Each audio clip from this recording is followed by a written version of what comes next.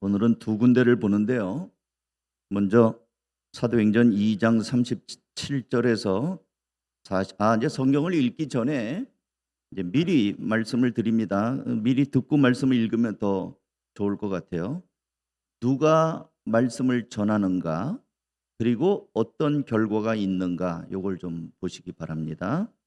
이게 사도행전 2장과 7장은 그 말씀을 전하는 사람이 달라요. 한번 보시기 바랍니다. 자, 사도행전 2장 37절. 사람들이 이 말을 듣고 마음이 찔려서 형제들이여 우리가 어떻게 하면 좋겠습니까? 하고 베드로와 다른 사도들에게 말하였다. 베드로가 대답하였다. 회개하십시오.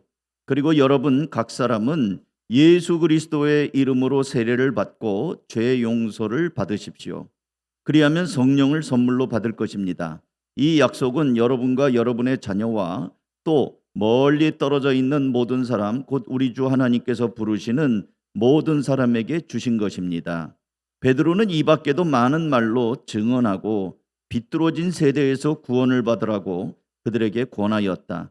그의 말을 받아들인 사람들은 세례를 받았다. 이렇게 해서 그날의 신도의 수가 약 3천 명이나 늘어났다.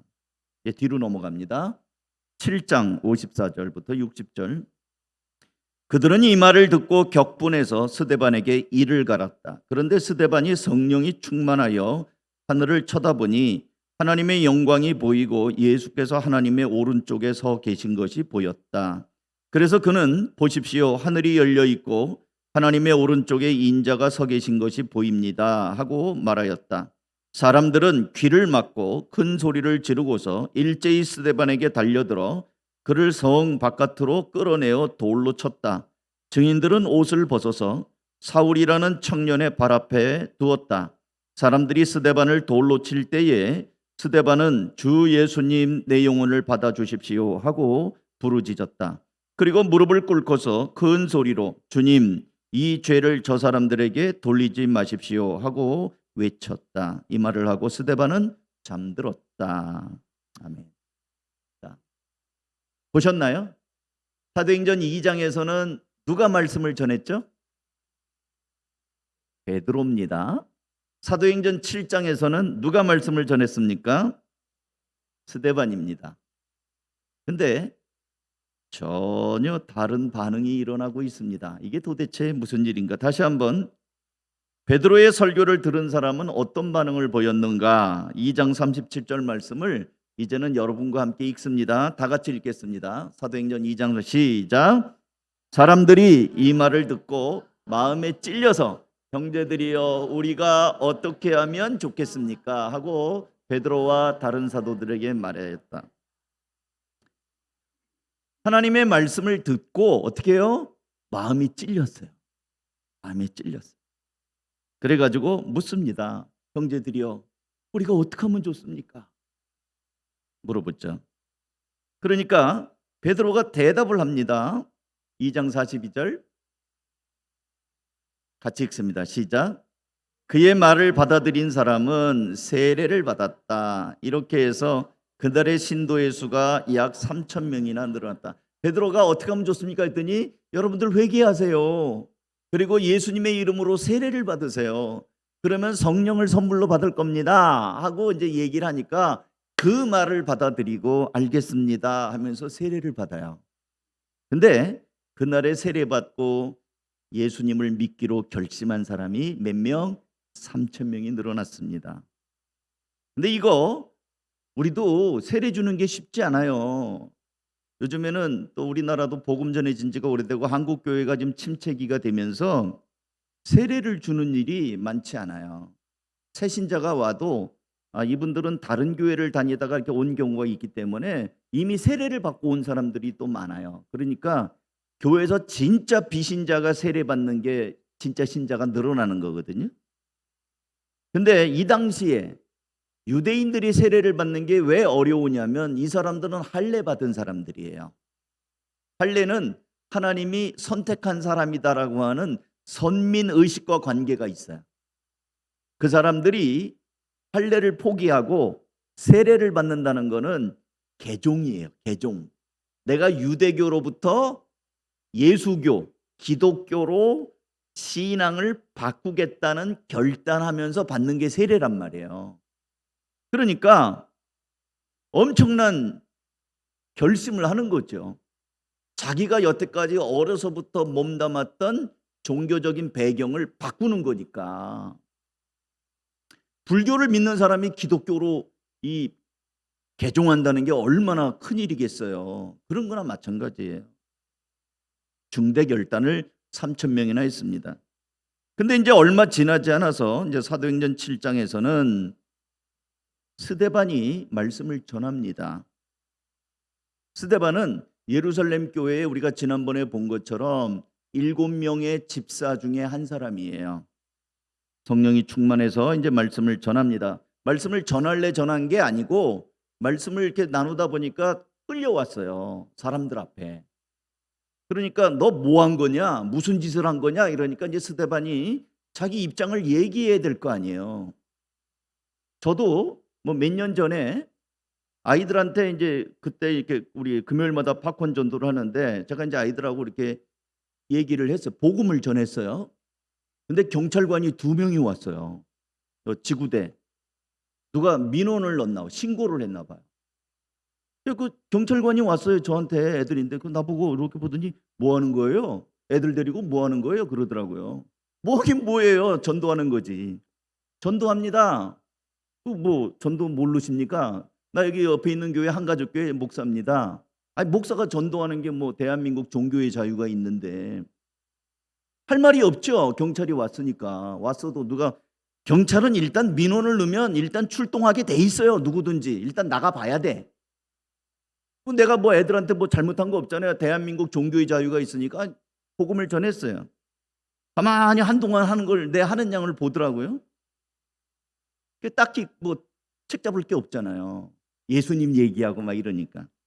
나중에 그러더라고요. 아니 목사님, 저희는 신고를 받으면 나와야 되는데 애들 붙잡지 마세요. 가는 애들 붙잡아 갖고 강제로 하지 말라는 거야. 그다음에 개인정보 묻지 마세요. 전화번호 따지 말라는 거예요. 안 따거든요. 전화번호 요즘 애들 얼마나 영악한지 전화번호도 엉터리로 가르쳐줘요. 그거 전화번호 받아봐야 아무 짝에 소용이 없어요. 근데 안 그랬거든.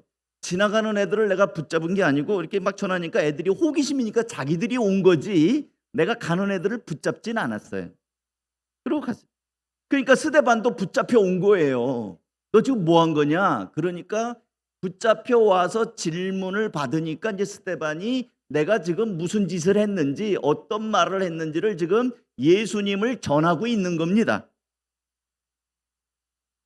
그랬더니 그 말을 듣고 이 사람들이 어떤 반응을 보이는가. 먼저 우리 옛날 성경 바꾸기 전에 개정개혁 사도행전 7장 54절을 읽어보겠습니다. 다 같이 읽습니다. 시작. 그들이 이 말을 듣고 마음에 찔려 어떻게 해요? 그들을 향하여 이를 갑니다. 베드로의 설교를 들을 때는 똑같이 마음에 찔려갖고 그들을 향하여 우리가 어떻게 하면 좋습니까? 하고 물어봤단 말이에요.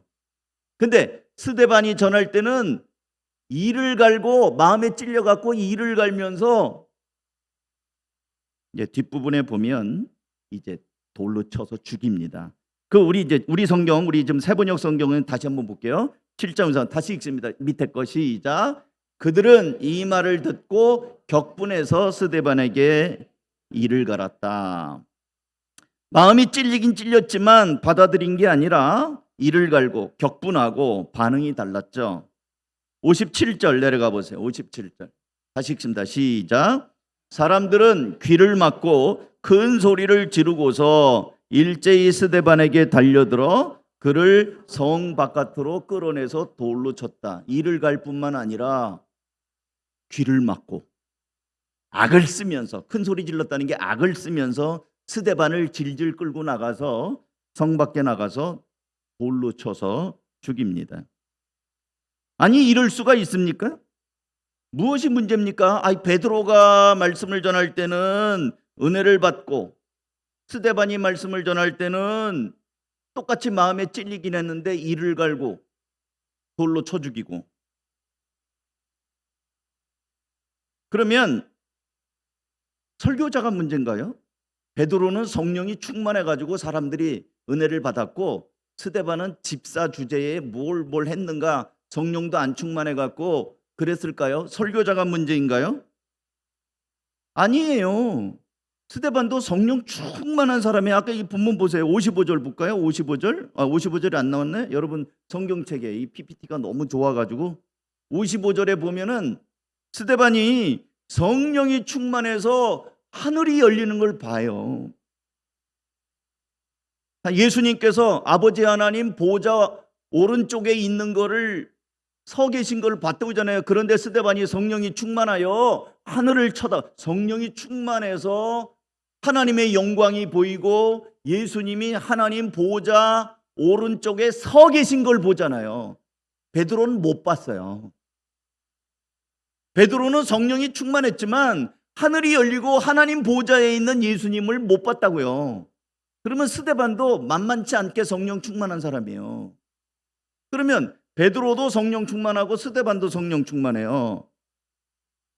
그러면 설교를 잘했고 못했고가 차이가 있을까요? 두 사람의 설교 모두 똑같은 설교예요. 예수님이 십자가에 못 박혀 죽었다가 살아나셨다. 나는 그 예수를 전한다. 사도행전 2장 36절. 사도행전 2장 36절 같이 읽어볼게요. 시작. 그러므로 이스라엘 온 집은 확실히 알아두십시오. 하나님께서는 여러분이 십자가에 못 박은 이 예수를 주님과 그리스도가 되게 하셨습니다. 베드로가 증거한 게 뭐냐면 십자가에 못 박힌 예수를, 여러분이 십자가에 못 박아 죽인 예수를 하나님이 살리셔서 우리의 주님과 우리의 그리스도가 되게 하셨습니다. 부활하신 예수님, 그거 증거한 거예요. 그럼 스데반은 뭘 했는가? 스데반 똑같아요. 사도행전 7장 52절 또 읽습니다. 시작. 당신들의 조상들이 박해하지 않은 예언자가 한 사람도 있었습니까? 그들은 의인이 올 것을 예언한 사람을 죽였고 이제 당신들은 그 의인을 배반하고 죽였습니다. 예수님을 당신들이 죽였다는 거예요. 그리고 그 다음에 할 말이 뭐냐면 그렇지만 하나님이 살리셨습니다. 요 말 하려고 그러는데 더 이상 안 듣고 끌고 가서 죽였어요. 두 사람의 베드로와 스데반의 말씀은 같은 내용이었어요. 무슨 내용? 예수가 십자가에 못 박혀 죽었고 하나님이 살리셨고 우리의 주님이다. 나는 그 예수를 전하고 있는 것이다. 이게 똑같은 메시지의 내용이었습니다. 그러니까 말씀을 전한 베드로와 스데반 둘 다 성령 충만해요. 베드로는 오순절에 성령을 경험했어요. 스데반도 이름은 안 나오지만 그 마가다라방에 있었던 사람 중에 하나예요. 왜? 그 120명이니까 베드로는 12제자고 스데반은 그 120명 중에 하나예요. 그리고 스데반은 성령이 충만해서 또 뽑힐 때도 성령과 지혜가 충만한 사람 7 뽑으라고 할 때 뽑혔잖아요. 사람들이 인정하는 성령 충만한 사람이에요. 그리고 오늘도 보니까 하늘이 열리고 성령이 충만해서 하나님 보좌에 계시는 예수님도 보잖아요. 성령이 충만해요. 두 사람 다. 그러니까 무슨 말이냐면 한 사람은 성령 충만한데 한 사람은 엉터리다가 아니고 둘 다 설교자는 문제가 없다는 얘기를 하는 거예요. 그 다음에 메시지의 내용도 예수 십자가의 죽음과 부활, 예수 십자가를 똑같이 전하고 있는데 뭐가 문제예요? 듣는 귀가 문제예요. 사람이 문제예요. 여기 앉아있는 듣는 청중이 문제예요. 말씀을 듣는 사람이 문제예요. 아마 지금 여기 여러분들이 전혀 좀 다 표정을 보고는 제가 모르겠거든요. 그럴듯한 얼굴로 다 앉아 계시는데 아마 이 설교를 듣는 사람들도 지금 제가 하는 말씀들을 듣는 사람도 각각 뭐 들었냐고 종이 한 장씩 나눠주면서 써봐라 그러면은요 저마다 코끼리 귀 만진 사람은 부채 같아. 코끼리 다리 만진 사람은 기둥 같아. 코끼리 배 만진 사람은 이 코끼리는 바람벽 같아. 이런 식으로 똑같은 시간에 말씀을 들은 사람을 제가 다 종이 나눠주고 오늘 뭐 들었어? 하고 물어보면은 제각각일 거예요. 어떤 사람은 하나도 못 들은 사람도 있어요. 듣는다고 다 듣는 게 아니에요. 지금 딴 생각하고 있고 이 마음은 콩밭에 가 있으면 하나도 안 들려요. 저도 다 왕년에 해봤어요. 저도 목사님 말씀 열심히 열변선할 때 난 딴 생각으로 가득하면요 하나도 안 들려요. 근데 듣는 사람이 달랐어요. 베드로의 말씀을 들은 사람은 누구냐면 오순절 성령 강림 사건 있고 나서 산지 사방에서 오순절을 지키기 위하여 온 디아스포라들, 유대인들이에요. 유대인들인데 외국에서 예루살렘을 오겠다고 하는 성지 순례자들이, 그러니까 먼 나라 이웃 나라에서 전부 다 나는 흩어졌지만 나는 하나님의 백성이다 하면서 절기를 지키고 올라온 사람이에요. 걔가 막 방언이 터지고 막 그러니까 이게 웬일이냐, 눈이 휘둥그레져 가지고 우리의 난 곳 방언으로 듣는다, 우리가 이런 지방 저런 지방에서 온 사람들이 아니냐, 근데 우리가 우리 말로 듣는다, 이게 웬일이냐면서 눈이 휘둥그레졌거든요. 사도행전 2장은 그런 사건이에요. 그러니까 듣는 사람들은 사모하여 예루살렘으로 올라온 순례자들이에요. 근데 스데반의 설교를 들은 사람들은 공회원, 재판관, 저놈이 무슨 말을 하는가, 왜 저렇게 이상한 이단적인 얘기를 하는가 붙잡아가지고 꼬투리 잡아서 심판하려고 한 사람이에요. 그러면 듣는 마음의 태도가 다르죠. 베드로의 설교를 듣는 사람들은 사모하여 멀리서 예루살렘으로 모여든 순례자들이고, 스데반의 설교를 듣는 사람들은 붙잡아가지고 꼬투리 잡아서 어떻게 해서든 저놈을 잡아 넣으려고 하는 사람들이에요. 그러니까 마음이 틀려요. 그러니까 여러분도 마찬가지입니다. 여러분 오늘 교회 올 때 어떤 마음으로 오셨어요? 대답은 하지 마세요. 교회 올 때, 오늘 예배 드릴 때 어떤 마음으로 오셨나요? 주일 은혜를 사모하고 하나님을 사모하고 예배를 기다리고 그렇게 해서 오셨나요? 그럼 할렐루야. 그런 사람들 은혜 받을 거예요. 근데 벌써 주일이야. 왜 이렇게 주일이 빨리 돌아와? 안 갈 수도 없고, 내가 집사가 돼갖고 안 가면은 목사님이 분명히 또 전화하면 어떡해. 그러니까 그냥 오늘 가서 때워서 왔습니다 하고 그냥 눈도장이라 찍어야 되겠다. 그건 형식적인 거예요. 또 일부는 오늘 교회 안 가면 용돈 안 준다고 하니까 엄마 아빠한테 혼나니까, 우리 어린이 청소년 같은 경우는 교회 안 오면 엄마가 벌써 집에 가면 인상 팍 쓰고 왜 안 왔냐고 또 그러니까 좋은 게 좋은 거지 하고 오는 아이들도 있고요. 남편들 가정의 평화를 위해서 오늘 교회 안 가면 반찬이 달라지니까 오늘 그냥 부인하고 충돌하지 않게, 이런 사람들은 설교를 들어도 그냥 목사님은 열심히 하시고 목사님은 목사님 도리를 하시고 나는 내 도리를 하겠습니다 이러면서 그냥 스쳐가는 관계를 있으면 말씀이 안 들려요. 예수님께서는 천국은 침노하는 자가 뺏는다고 말씀하셨어요. 천국은 침노하는 자가 뺏어요. 무슨 말이냐면 사모하는 사람, 갈급한 사람, 은혜를 받기를 간절히 원하는 사람, 그런 사람이 받아요.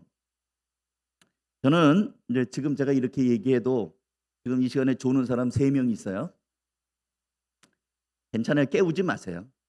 조는 사람이 있으면 전 2가지 생각을 해요. 하나는 일단 내 탓이야.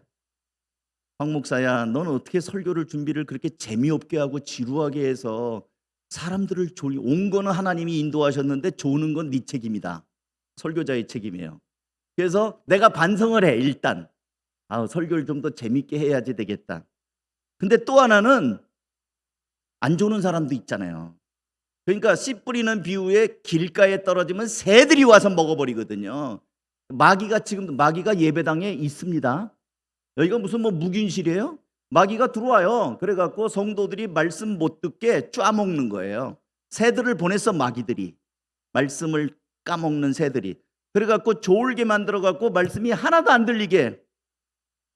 그러니까 저는 또 경각심을 가져. 하나는 내 반성, 또 하나는 지금도 마귀가 역사하고 있구나, 이거 정말 기도 많이 해야 되겠다, 이런 마음이 든단 말이에요.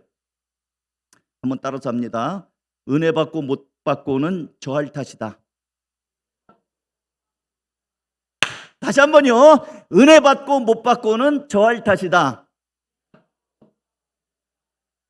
박수를 쳐도 안 깨나는 사람이 있어요. 자, 로마서 10장 17절 한번 같이 읽어봅니다. 시작. 그러므로 믿음은 들음에서 생기고 들음은 그리스도를 전하는 말씀에서 비롯됩니다. 그러니까 말씀을 잘 들어야 믿음이 생겨요. 우리 성도들 가운데 목사님 왜 이렇게 나는 믿음이 안 생겨요? 믿음 좀 갖고 싶은데요. 그런 분들 여기 계셔요. 몇 분 계셔요. 믿음은요, 말씀을 들어야 되니까 공예배 참석하세요. 공예배, 주일 예배, 수요 예배, 또 집에서도 온라인 줌을 열어놓으니까 새벽 기도도 말씀을 들으시고 성경을 읽으시고, 그러다 보면 우리 옛날 제 어른 목사님들이 하는 말, 콩나물 시루에 물 부으면 물이 다 빠져나가도 콩나물은 자라듯이 하나도 남는 거 없는 것 같아도 자고 새는 사이에 믿음이 자라 있단 말이에요. 말씀을 듣다 보면 어느 순간에 그 말씀이 날줄과 씨들이 만나는 것처럼 여러분이 살다 보면 인생의 어려움들도 만날 거 아니에요. 그때 말씀이 떠올라요. 들었던 말씀들이 생각나면서 힘도 되고, 그렇지, 하나님이 나를 붙잡아 주신다고 했지, 다시 용기를 낼 수가 있거든요. 그리고요, 이 선입견이 말씀을 못 듣게 만들어요. 예를 들면 베드로. 자, 여러분, 베드로 하면 어떤 선입견이 있어요? 베드로는 12제자 중에 한 명, 수제자, 예수님과 동고동락했어요. 제자들 중에 맏형이에요. 그리고 예수님이 고난당하는 현장도 비록 자기가 예수님 모른다고는 했지만 멀찌감치 따라가서 불쬐잖아요. 베드로가 예수님이 신문받는 현장에 있었어요. 예수님이 십자가에 못 박혀 죽는 것도 봤습니다. 심지어 예수님이 부활하셨다고 빈 무덤이 있다고 그러니까 베드로가 뛰어가고 예수님의 무덤 속까지 들어간 사람이에요. 그러면서 이상하다, 웬일이지, 왜 예수님이 없지? 예수님의 무덤 속까지 들어갔던 사람이 베드로예요. 그런가 하면 부활하신 예수님께서 제자들과 함께 40일 동안을 같이 있으면서 하나님 나라 일을 말씀하셨거든요. 그러니까 베드로 하면은 아주 신뢰감이 드는 예수님의 제자 중에 최고. 나이도 적당히 먹었어요. 그러니까 또 그동안 얼마나 많은 시련도 있었겠어요. 그러니까 베드로는 노련해요. 한마디 한마디가 사람들한테 이게 뭔가 이렇게 카리스마가 있다고 그럴까? 스데반은 어때요? 스데반은 아는 사람보다 모르는 사람이 더 많아요. 베드로는 예수님의 제자이기 때문에 사람들이 다 알아. 유명 인사예요. 근데 스데반은 몰라요. 이제 집사로 이제 뽑힌 지가 얼마 안 됐잖아요. 그러니까 좀 별로 유명하지도 않고 젊은 집사입니다. 열정과 패기, 열심은 있지만 이 베드로랑 비교해 보면 아주 그 좀 여러 가지 모자라죠. 게다가 아까 말씀드린 것처럼 유대교 율법 선생이나 바리새인들이 볼 때 스데반은 신흥 종교 기독교라는 이단 종교에 미친 젊은 광신자로 보였을 거예요. 그리고 젊은 사람이 막 얘기를 하니까 나이도 어린 게 뭘 안다고 젊은 친구가 겁이 없구만 하면서 귀를 막고 듣질 않는 겁니다. 이게 선입견이에요. 베드로, 스데반. 여러분, 다시 한번 분명히 말씀을 드립니다. 베드로가 설교를 잘해서 3,000명이 회개한 겁니까? 아니에요. 하나님이 하신 거죠. 스데반은 말씀을 잘 못 전해가지고 설교 도중에 제대로 마치지도 못하고 끌려가서 돌에 맞아 죽은 겁니까? 그것도 아니에요. 같은 십자가, 같은 부활의 복음을 전했거든요. 그러니까 이런 관점에서 보면 말씀을 전하는 사람의 문제도 아니고 말씀의 내용도 문제가 아니라 듣는 귀가 문제예요. 사람들은요, 부패한 죄성이 있기 때문에 자기가 듣고 싶은 것만 들어요. 저도 그런 경험이 많아요. 똑같이 어떤 걸 보잖아요. 제 아내와 저랑 같이 보는데요, 듣는 게 달라요. 내가 들은 거를 저 사람은 대수롭지 않게 들었고 저 사람이 중요하다고 생각했고 그거 얘기하는데 나는 내 마음에 안 남아 있어요. 그러니까 내가 듣고 싶은 얘기와 저 사람이 듣고 싶은 얘기가 달랐던 거예요. 아마 우리들도 한번 실험을 해보면 다 그래요. 듣는 게 다 달라요. 똑같은 시간에 똑같은 말씀을 했는데도 어떤 사람은 어떤 게 크게 들리고 어떤 사람은 또 어떤 게 전혀 다르게 반응을 한단 말이죠. 여러분 자동차를 타고 다니다가 운전하다가 계기판이 있잖아요. 계기판에는 뭐 속도계도 있고 RPM도 있고 눈에는 보이지만 이렇게 문제가 있을 때마다 불이 켜지는 게 있어요. 배터리, 그다음에 엔진 그림 같은 게 있는 게 있잖아요. 거기에 불이 들어오면 어떻게 합니까? 빨리 가야 돼. 그 계기판에 불 들어오면 빨리 가야 돼요. 안 그러면 돈 더 들어요. 가서 빨리 점검받지 않으면요, 그게 나 아프다는 소리거든요. 차가. 그거 때 맞춰서 고치지 않으면 완전히 차가 퍼져가지고 수리비가 그냥 막 들든지 아니면 차를 폐차할지도 몰라요. 경고등이 들어오면 경고를 받아서 우리는 들어가죠. 영적인 것도 마찬가지예요. 예전에 안 그랬는데 여러분이 언제부턴가 이상하게 말씀이 귀에 안 들어오잖아요. 혹시 그런 사람 있으면 그 경고등 들어온 거예요. 옛날에는 주일만 되면 말씀을 들으면 어쩌면 그렇게 은혜가 되는지 말씀 한마디 한마디가 목사님이 나 들으라고 하는 소리네. 누가 내 사정을 고자질했나? 어떻게 저렇게 꼭 나 들으라고 하는 것처럼 들렸는데 요즘에는 그냥 한 귀로 들어왔다 한 귀로 나갑니까? 말씀이 전혀 안 들어와요. 내 위로 휙휙 지나갑니까? 경고등 들어왔어요. 영적으로 뭔가 병들은 거야. 예전에는 막 감사가 많았는데 요즘엔 시험이 자꾸 들으니까 삐딱합니까? 부부간에 말을 해도 자꾸 삐딱한 말만 합니까? 그 경고등이 들어온 거예요. 예전에는 안 그랬는데 언제부턴가 예배 드리는 것이 따분하고 교회 가기 싫고 목장에 가서 사람 만나는 게 귀찮습니까? 경고등 들어온 거예요. 신앙이 병든 겁니다. 호세아서 10장 12절 읽습니다. 다 같이 읽게요. 지금 다 같이 읽습니다. 시작.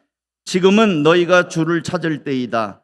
묵은 땅을 갈아엎어라. 나 주가 너희에게서 가서 정의를 비처럼 내려주겠다. 묵은 땅이 된 거예요. 묵은 땅. 묵은 땅에는요 싹이 안 나요. 갈아엎어요. 사랑하는 성도 여러분, 오늘 설교 제목은 어떻게 말씀을 들을 것인가예요. 어떻게 설교를 들으셨습니까? 무엇이 들렸고 무엇이 남았습니까? 그거 붙잡으세요. 경고등이 들렸습니까? 내 영혼에 지금 경고등이 켜지고 있다. 그럼 그거 붙잡고 고장 안 나도록 기도하시고 빨리 조치할 수 있도록 기도하셔요. 들린 말씀을 붙잡고 하나님 앞에 마음의 무릎을 꿇기 바랍니다. 이 세상 살아가면서 그동안 말씀에 점점 둔감해지고 냉소적이고 하나님을 향해서도 냉정해지는 나의 영혼을 불쌍히 여겨달라고, 하나님을 향한 그 첫사랑을 회복해달라고, 단단하게 묵은 땅을 갈아엎듯이 하나님 앞에 사모했던 마음, 기도하면서 감사했던 것, 은혜를 생각하면 하나님께 정말 감사했던 것, 그런 걸 경험할 수 있기를 주님의 이름으로 축원합니다. 기도하겠습니다.